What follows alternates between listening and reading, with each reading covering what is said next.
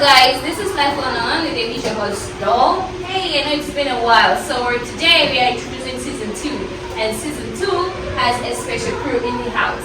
So I'm going to get them to have a quick introduction, and we're gonna get this ball rolling. So my name is Doll, Anisha host, and Benji, B-E to the N-J-Y in the house. Alright. Yeah, we're your swag. We're your swag, man. And I'm Sharon. And Jordan. And behind the camera, as usual, is Friday, aka Ijuma. So let's get this ball rolling. What are we talking about today? Hostesses. You tell us we are ready. Really? I feel like we had this discussion, guys, before this, so they should be knowing. We're just throwing the ball to me. So today we're talking about exposure. Exposure? No, we're talking about life after college.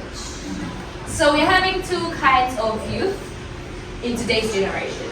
I mean, those who got their college education, or should I say university education, from Tanzania, and those who got their education from abroad. Yeah? Right. So we're going to talk about at what rate that each of these people have benefited from their exposure, or at least that's what we think they have. Okay, so let's talk about who is mostly likely to survive in Tanzania. The person that studied his or her university in Tanzania, or the person that studied abroad. All right. I think I'm gonna go first. Okay. It's just only fair. Actually, older than you guys. So It's obvious. alright. Nigga, you hate, but that's the truth. But anyways, Oh, you're young though. very young.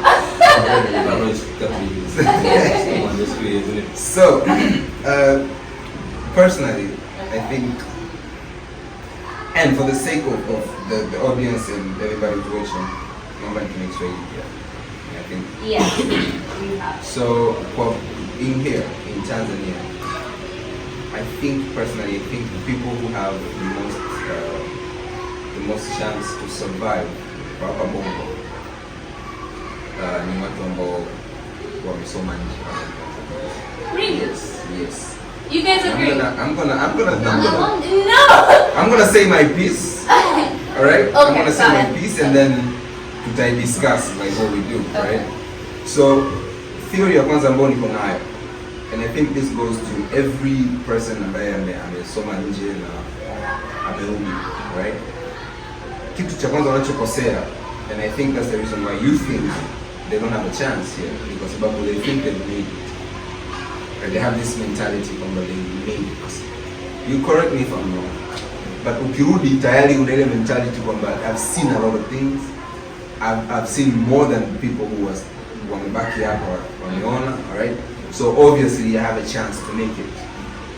Wakati huo kuna mbovu amekaa hapa Tanzania, amesoma hapa na ameona changes, ameona changamoto and any challenges. Anazitumia hizo challenges to survive na anaelewa. You understand? So for kuanzia, I think that's where I learned. My piece, I think you have it all backwards. Kwa sababu one thing ambacho kama mtu sijui kuhusu wengine, lakini kama mtu ambaye experience kutoka abroad, when we get here we feel lost when we come to Europe. Why? Kwa sababu the exposure that we had, the life that we had, the schedules, everything, and even the whole life as we know it is different. When you get here, the first thing about the experience is confusion, at least for a couple of months. How am I like? But let me ask you, what do you mean by confusion? Confusion, because everything is different. It's not like the way you used to How operate that different? time. Because it looks like, for starters, life goes with connections, and you have to know a person. So you feel like your education wouldn't help. That's how we feel. But you wasted time. So your education doesn't really help. So imagine you come back with your degree and your papers and whatever you accomplish. Like you want to apply. If unajua kwamba sijui kusomea, if unajua kwamba kazi ni experience, whatever you learned in school doesn't apply in real life. Oh, at least that's what I learned. So yeah, it appears. Like it's the 1%, the 99%. It's you operate according to the place that you're working. Yeah. And imagine you're having all this knowledge in your head and you can't use it anywhere. Because happens is different. No, but well, living abroad is not just about studying. It's also about lifestyle. Also is here when you come back here. You know how to be out when you're not supposed to want to so come in Tanzania. So you know how to deal with people too. Like it's not just about studies. Let me also address something else. Like you guys have the experience you had before, like let's say kuanzia 2020. Right? 2019, right? But we have people who might be watching right now and wamesoma nje huko around 90s, 2000, Yes. right? Yeah. And they actually have a totally different opinion about this thing. Okay. You understand? True. So there's a whole spectrum. Lakini, again, back to the topic, sister, why are we talking about it right now is it really possible for one, going out, studying and coming back and make it, and staying here, study and make it? Is it what's possible? What's more likely to be possible? Exactly. Mimi kwa upande wangu naweza kusema is all about self-consciousness, self-awareness. Ukitoka abroad ukiwa hapa, yani from abroad ukitoka kusoma afu unakuja hapa. So it's all about you, uweze kufika Tanzania, your birthplace, kujua wapi kuna gap ambayo umetoka kule uweze kuapply. Sasa ni wengi wanafanikiwa kuona the gap, wanatoka. Exactly. Now when you're coming back, now we get back to my original point kwamba I think watu waliotoka nje they have a better chance to actually make it right, so with exposure and the lifestyle and everything, the experience ambao wamepata nje. Getting back to the point of Jordan kwamba your self-consciousness, you see so many things that can actually make your ideas and your thoughts actually alive. To think about so many other possibilities for you to make it, apart from what you actually want to school for. Maybe there's so much public relations. I was supposed to be msemaji right now at company before, right? But I'm dealing with digital marketing now. Something I didn't even go to school. Lakini kwa sababu ya kupiga huko, this is actually something I can do now. I'm sure. 100%. Yes. Ningekuwa nimeenda nje. Yo. We wouldn't be talking right now. You would be talking right now. Ungefika nje, ungepata the best quality zaidi. Ambao ungerudi hapa, ungekuwa na self-consciousness na unge-apply. Self-consciousness is underrated. No, I'm not saying that. I'm saying I'm sure kama ningekuwa nimepata exposure. Kwa sababu I believe there's so many, and sio tu kusoma nje, trust me, because one of the things that I'm thinking about right now is actually traveling the world, seeing different things. Sio tu kwenda kusoma, you see. So I'm sure if I do that, you're gonna sit in the different. Guess where am I gonna be? Okay, No. we're gonna guess. We're gonna guess. Mtu kutoboa either amepata abroad exposure au amepata abroad exposure. Cha kwanza ni self-consciousness. Exactly. Cha pili kinachofuata there's nothing less than finances. So ni self-consciousness and finances. Bas, kwa hiyo ukipata any finances inaweza come from supports from family or your friends, big support au wewe mwenyewe kama unaweza. Kwa hiyo right. So Mimi, okay, this is what I'm thinking from this whole discussion, right? First of all, we have viewers, watu wanaangalia, and I think the reason why we are seated here is to make it, to answer a couple of questions kutoka kwa watu wanaangalia. By the way, if you haven't subscribed, Subscribe to do our that. channel. One thing about me kwamba nilipata exposed kwamba kwanza bora alafu nikaenda kusoma pale for like 2 years. So I know how people do shit. I have friends ambao wamesoma huko kusoma pale Arabic sana, lakini they're doing good in fashion and shit. So I got plenty of examples by the time I'm done. As well, kule nje had friends. Kwa mfano naweza kamsema good, lakini kule kafanya YouTube, kafanya reactions and stuff. He's doing good. Sasa hivi amerudi Bongo anafanya Amerika na washikaji wa Bongo anafanya YouTube as well. Sawa.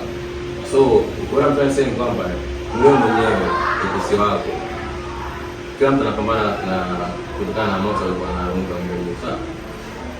Kama umezaliwa kwa in a posh life, it's okay, utilize it wisely. Because we also have friends ambao ni wakishort shares lakini yeah, they still don't know whatever is going on. We have friends like so kama mimi nakusema nje unakili sana au unapenda sana unatoka kwa hivyo lakini mtu amequit kuna watu wengine wanatoka lakini kwa for the best.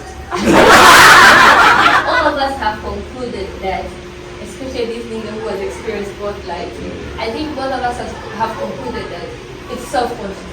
Is conscious. And your common sense is common. It's common.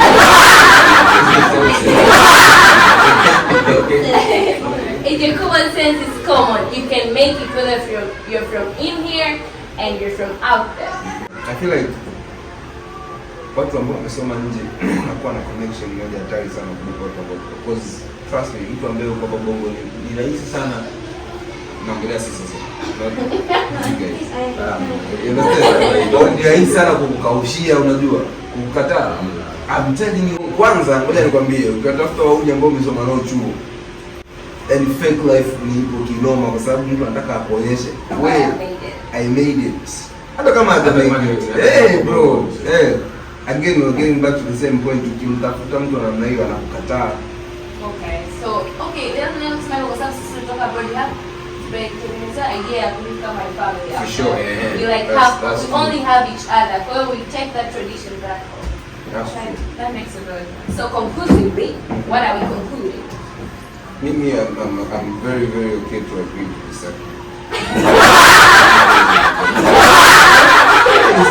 It's really respectfully. I'm agreeing to disagree. Ikae tu hivyo. Nobody's gonna change my opinion. Now you guys have a better chance. Mimi mwenyewe nikipata mtoto anaenda kusoma nje. You understand? Yani nje, yani all about nje, unapata the best thing. Yes. Sasa kwenye the best thing unataka kujitambua, uweze kuyapply the best thing hapa. Na unaweza usipopata sana nafasi ndio hivyo, unapata kile. Mambo yanaweza kuwa mengi. Hajaweza kwenda nje. Wewe tuomba Mungu aweze kujitambua, aweze kuapply alikuwa hapa. Let's just say tuombe Mungu apate good self consciousness.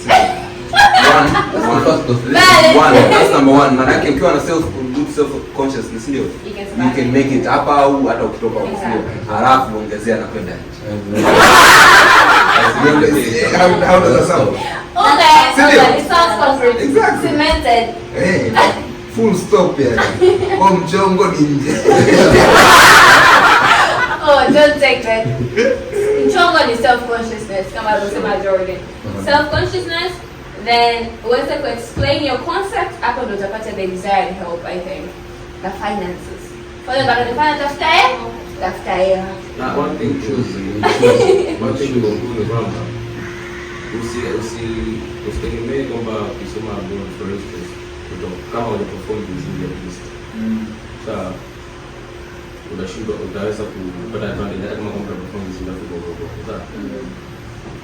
Sawa, bado una connections lakini unaweza kubebeka na kwa performance. Mzee alokuwa ametoka pale. Sawa bro. Na bolonga pepa kwa jina vizuri hapo mbona ukikuli. So jitahidi ukiweza kubebeka. Kakaitwa anaongea kwa emotions. This is Life 101 and this is Life 101 crew. We were very glad to have you. Don't forget to subscribe to our YouTube channel and we have an anthem. Don't hate, subscription. Don't hate, subscription.